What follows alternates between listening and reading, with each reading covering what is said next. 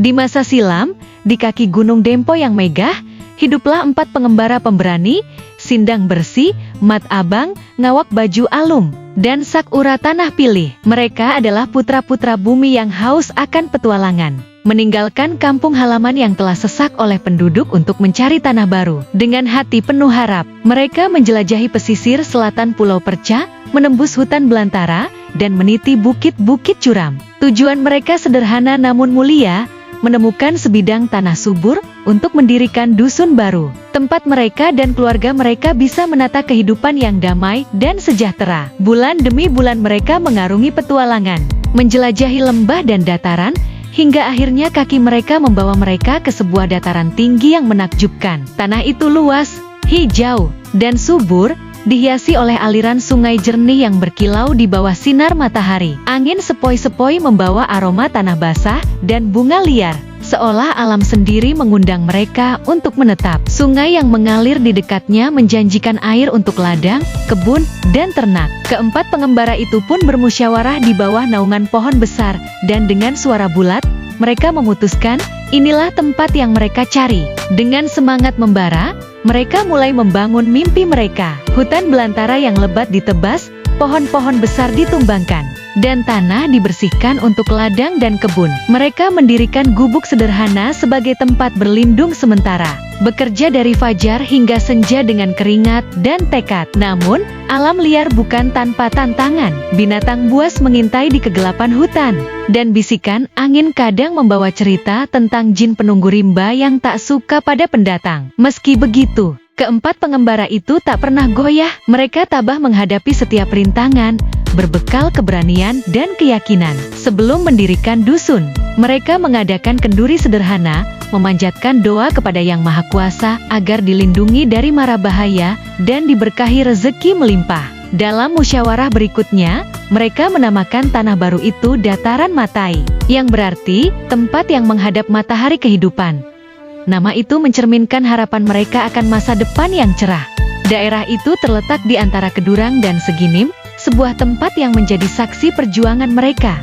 Hidup di Dataran Matai pun mulai berjalan. Padi tumbuh subur di ladang, sayur mayur menghiasi kebun, dan ternak mereka berkembang biak dengan cepat. Keempat pengembara itu hidup rukun, saling bahu-membahu, bertekad menjadikan dusun baru mereka setara dengan kampung halaman yang mereka tinggalkan. Namun tantangan tak pernah benar-benar usai. Hutan lebat yang mengelilingi dusun masih menyimpan bahaya, dan binatang buas kerap mengintai ternak mereka. Suatu malam, malapetaka datang. Seekor ular raksasa, dengan sisik berkilau bagai logam dan mata merah menyala, menyelinap ke dusun dan memangsa ternak mereka. Kemarahan membakar hati Sindang Bersih.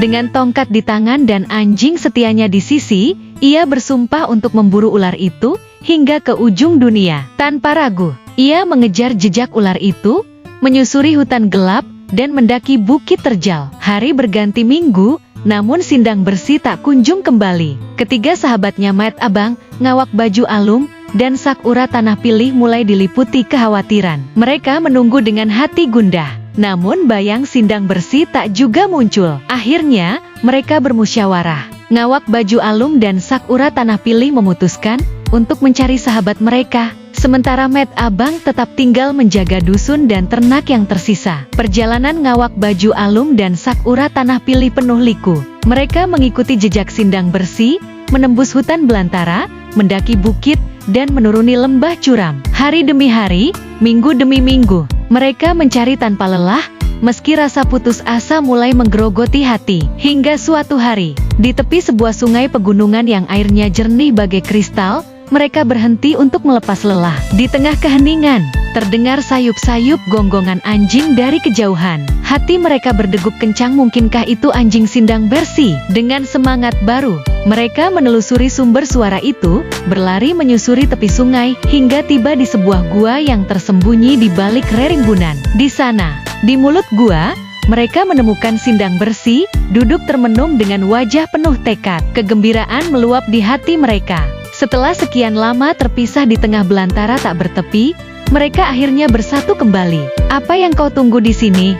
tanya Ngawak Baju Alum dan Sakura Tanah Pilih serentak. "Kemana ular yang kau kejar? Apakah kau sudah membunuhnya?" Sindang Bersih menunjuk ke dalam gua yang gelap. Ular itu bersemayam di dalam sana, katanya dengan suara tegas. Gua ini kusebut Gua Suruman. Tempat ular itu bersembunyi.